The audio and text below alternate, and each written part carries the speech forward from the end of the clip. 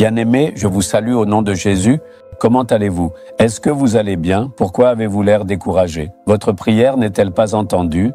Le Seigneur a écouté vos prières, mais vous devez attendre qu'il réponde. Parfois, il semble que nos prières ne sont pas entendues. Quelle en est la raison? Vous devez le savoir aujourd'hui. Avant cela, vous demandez-vous à qui appartient cette maison? Avez-vous une maison en Amérique? Ce n'est pas ma maison, mais nous sommes venus voir cette maison. Cette maison a été construite par le père du célèbre homme de Dieu, le docteur Billy Graham, lorsqu'il était encore un jeune garçon.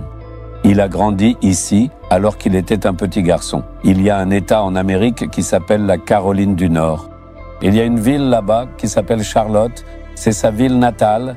Le père du docteur Billy Graham a construit cette maison en 1927. Elle valait déjà 9 000 $ à l'époque. Le docteur Billy Graham était très heureux de voir que la maison avait des toilettes à l'intérieur, même lorsqu'il était encore un petit garçon. À cette époque, les toilettes étaient à l'extérieur des maisons. Donc, en voyant sa maison, il a été très content. Il a grandi ici pendant son enfance. En réalité, cette maison se trouvait à Charlotte même, à environ 20 km d'ici. Cet endroit leur appartient également, et ce de manière significative. C'est ici même qu'ils ont créé un magnifique et très impressionnant musée, judicieusement appelé la Billy Graham Library. Pas moins de 9 éminents présidents américains se sont réunis pour inaugurer officiellement ce musée, un événement mémorable. Le docteur Billy Graham était une personne tellement célèbre. Lui et sa femme ont été enterrés sur ce campus. 3 personnes qui étaient étroitement associées à lui dans le ministère ont également été enterrées ici. C'est un lieu d'une grande importance, c'est ici qu'il a vécu. Vous dites que cette maison était située à 20 km d'ici, mais comment a-t-elle été déplacée ici? Ils ont déraciné la maison de là-bas et l'ont amenée ici. Des gens du monde entier viennent la voir. C'est vraiment un endroit absolument merveilleux et tout à fait splendide. Si jamais vous venez en Amérique, vous devez absolument et impérativement venir ici pour découvrir et admirer cela. C'est ici qu'a vécu et a été enterré un grand homme de Dieu. Vous devez absolument visiter cet endroit. Dès que j'ai été sauvé, j'ai demandé au Seigneur, avec un grand désir, de m'emmener dans 2 pays. L'un était la nation d'Israël. Parce que Jésus y est né, y a grandi et y a accompli des miracles, je voulais voir cet endroit.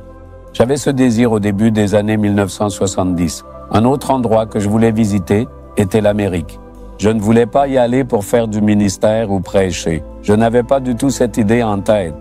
Au lieu de cela, je voulais voir l'endroit où le docteur Billy Graham a exercé son ministère. Il y avait un autre homme de Dieu, Oral Roberts, qui a construit une tour de prière. Je voulais aussi voir les lieux où il a exercé son ministère. Je voulais voir la fondation Osborne à Oklahoma, là où T.L. Osborne a exercé son ministère. Je voulais voir tous ces endroits. Alors, j'ai demandé au Seigneur. Voyez maintenant, le Seigneur m'amène ici chaque année. Il m'a aussi permis d'y faire le ministère. Le Seigneur m'a aussi aidé à exercer mon ministère à Charlotte. Vous demandez-vous ce que le Seigneur vous dit? Jean 15, 7.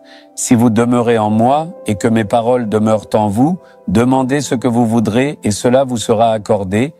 Le Seigneur dit, mon fils, ma fille, tout ce que tu demanderas te sera accordé. Le Seigneur Jésus le promet. Que veux-tu? Un emploi, la guérison, la délivrance, le mariage des enfants, la bénédiction du saint ou la construction d'une maison. Que veux-tu? Tout ce que tu demanderas te sera accordé. Le Seigneur l'a promis. Il ne mentira jamais. Mais tu dis, rien ne se passe même après avoir demandé. Je prie chaque jour, comme tu nous demandes de le faire, mais rien ne se passe. Écoute attentivement ce que Jésus dit. Si vous demeurez en moi et que mes paroles demeurent en vous, vous devez observer ces 2 choses attentivement. Demeurez-vous en Jésus? Un jour vous priez et le lendemain vous oubliez de prier. Une semaine vous allez à l'église et la semaine suivante vous n'y allez pas. Donc vous ne demeurez pas en lui.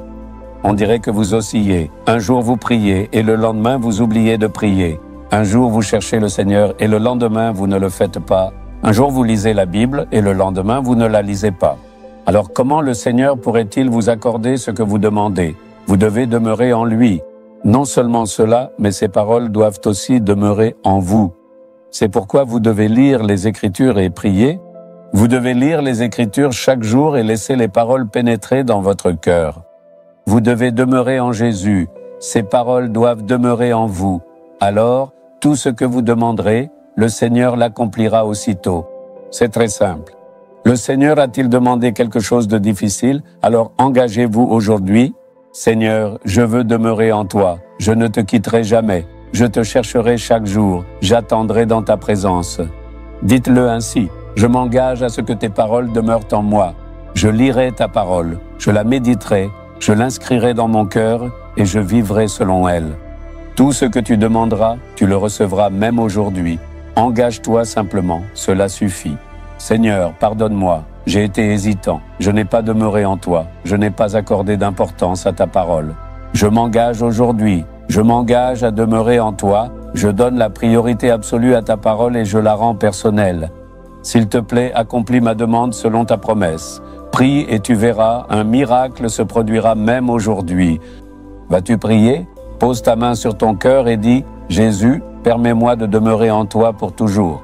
Je m'y engage. Que tes paroles demeurent toujours en moi. Accorde-moi ta grâce. Je m'engage.